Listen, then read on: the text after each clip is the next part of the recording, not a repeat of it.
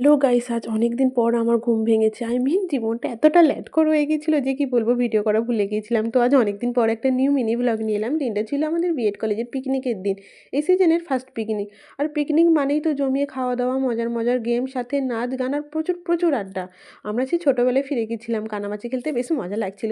সবথেকে বেশি মজা লেগেছে মৃন্ময়ী যখন চোখ বন্ধ করে খুঁজতে খুঁজতে বাগানে ঢুকেছে। ও ভাই, ব্যাপারটা বিশাল ছিল। সবথেকে মজা ছিল তো এটা, যখন কেউ এরকম জিতে গিয়ে অসাধারণ নাচ দেয়।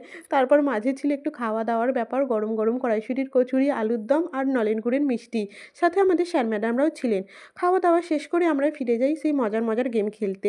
আমাদের সাথে স্যার ম্যামেরাও অংশগ্রহণ করেছিলেন এই গেমগুলিতে। তো বেশ মজা হচ্ছিল, হই হুল্লোড় করে একেবারে জমে উঠেছিল দিনটা। এই পিকনিকটা না করলে অনেক মজা মিস করে যেতাম। আমাদের সাথে সাথে স্যার ম্যামেরা উদ্যোগ নেন। এই পিকনিকের আয়োজন না করলে সত্যি আনন্দগুলো অনেক মিস করে যেতাম।